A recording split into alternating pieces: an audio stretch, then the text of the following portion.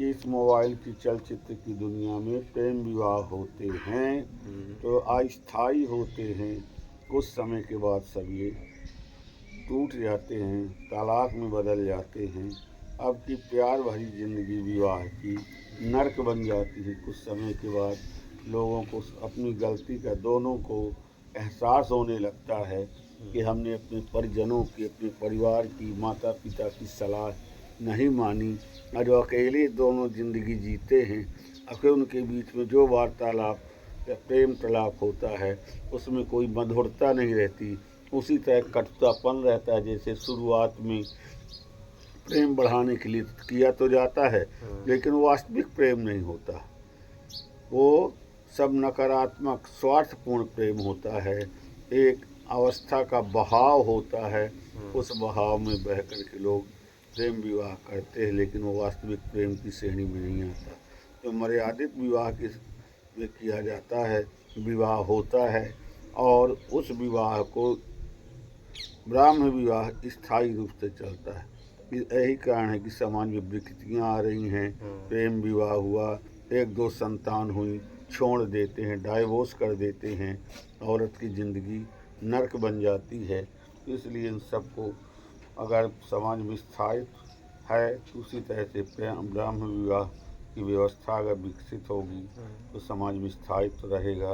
नहीं आजकल अनाथालय, वृद्धाश्रम ये सब इसी से भरे पड़े हुए हैं। किसी का पति छोड़ दिया, किसी की पत्नी छोड़ दी, किसी ये सब जो है स्थायित्व समाप्त हो रहा, समाज में विघटन हो रहा है। ये सब इन सब की देन केवल मोबाइल और चित्रात्मक दर्शन से ही जो है वो उमंग बढ़ती है, उमंग अस्थायी होती है। और जो विचारों का प्रेम होता है वो स्थायी होता है। व्यक्ति विचार पर दृढ़ नहीं रहता है आज का व्यक्ति उमंग पर दृढ़ रहता है कि किसी चीज़ की पाने की इच्छा है तो इमीडिएटली तुरंत होना चाहिए। ये तो आप मुझे बोल रहे मैंने तुम्हें नहीं, सभी के मन में जो भावना जागृत होती है हर युवा की एक कमी है।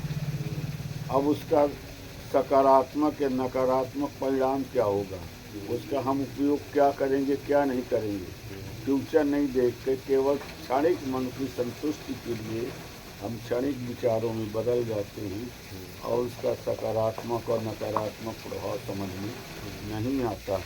इसी तरह हम जब तक भविष्य देखते हैं तो हम सोच करके कदम रखते हैं और जब मन के संतुष्टि के लिए, क्षणिक विचारों की पूर्ति के लिए करते हैं तो उसका परिणाम हमेशा नकारात्मक प्राप्त होता है। जैसा कि आप तो बहुत ज़्यादा पढ़े लिखे हैं और माता जी, ये सौभाग्य है हमारा कि उन्होंने ये हम जो आप जो शिक्षा प्राप्त किए हैं वो उन्होंने प्राप्त नहीं की है, लिखने पढ़ने वाली।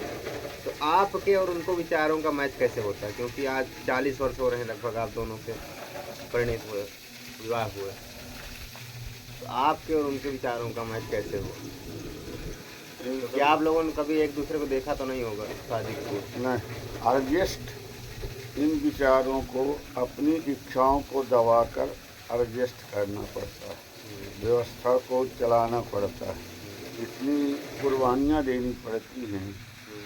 ये व्यक्ति शादी के बाद समझता है कि हमारी इच्छाएं, हमारे जीवन में हम क्या चाहते थे, विकास क्या चाहते थे, कहाँ क्या अवरुद्ध हो गया, क्या रुक गया, ये समझ में बाद में आता है कि अगर जीवन संगी अच्छे होती तो काश हम सतना की अच्छी विद्यालय की सर्विस में जाती।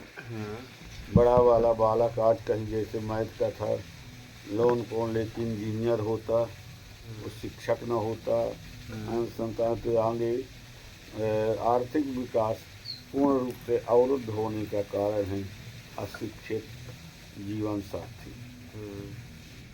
समय पर कार्य न करना, किसी चीज़ को न सुनना, समय के अनुकूल न चलना, यही है। इसी कारण से व्यक्तिगत जीवन आर्थिक रूप से और सामाजिक रूप से और पारिवारिक रूप से हमारी दृष्टि में हमें पिछड़ा हुआ समझ में आता है। व्यवहारिक दृष्टि में जरूर पिछड़ा नहीं है लेकिन व्यक्तिगत हमें आर्थिक दृष्टि में अपने को बहुत पीछे पाया, कमज़ोर पाया। और यही कारण है कि जीवन साथी सही न होने से अर्थ का विकास नहीं हो पाया, क्योंकि पत्नी गृह लक्ष्मी होती है, पैसा संचित करके रखती है। विपरीत ये है, इनको जितना भी पैसा दे दिया जाए दोबारा पता प्राप्त नहीं होता। यही कारण है कि लक्ष्मी गृह लक्ष्मी सही न होने के कारण आर्थिक विकास पूर्ण रूप से अवरुद्ध हो जाता है। मानसिक क्लेश, बात न सुनना, समय पर कार्य न करना, क्रोध का जन्म होना, खीज होना, पूजा पाठ में बाधा पड़ना, ये सब जो है अशिक्षा के कारण है। शिक्षित होती तो समझते कि भगवान की पूजा कर रहे हैं, बात करने से कोई फायदा नहीं है, हमें अपना कार्य करना है, हमें पैसा संचित करके रखना है, आगे बढ़ाना है, गृहस्थी आगे के लिए लाभदायक है। ऐसा कारण से थोड़ा समय जब हमारे पास आया, आमदनी हुई, उसी को थोड़ा बहुत विकसित किए। लेकिन जो इस अवस्था के पूर्व में जमाने की सब पैसे थे, बर्तन थे, कमाइयाँ थी, सब इसके द्वारा नष्ट कर दी। कहीं कुछ पता नहीं है कितनी चीज़ें कहाँ हैं, नहीं हैं, ये सब इसकी अज्ञानता के कारण। कितनी सोने की थाली मिली, लोटा मिले, तांबे के सब मिले, पूरा बर्तन इसके द्वारा सब नष्ट कर दिया गया। इस कारण से हमें सामाजिक रूप से, मानसिक रूप से पूरा जीवन अशांतिपूर्ण रहा। कभी सुख तो जीवन का प्राप्त ही नहीं हुआ कि वैवाहिक जीवन का सुख आए क्या। विवाह के पहले कभी एक महिला साथी कोई ऐसा हुआ आपके जीवन में कि जिसके साथ ऐसा लगे आपको कि हाँ इसके साथ जीवन हाँ, जीवन में थोड़ा सा समय 1 साल 2 साल के लिए ऐसा आया, लेकिन कुछ पारिवारिक कारणों से या उस समय आर्थिक विषमताओं का कारण कहा जाए, तो सुख बहुत स्थायी नहीं रह सका। लेकिन हाँ, उस समय ऐसा लगा कि हाँ थोड़ा बहुत कुछ सुख है। उस समय बस 2-3 साल का रहा, वो लगता था कि कुछ सुख का समय है। अब बाकी समय तो सब पूरी जिंदगी मनुष्य का समय निरर्थक, मानव जीवन निरर्थक तरीके से गया। भगवान की पूजा पाठ तो ठीक है करना, ये तो स्वाभाविक कर्तव्य है, लेकिन शांति जीवन को प्राप्त नहीं हुई, ना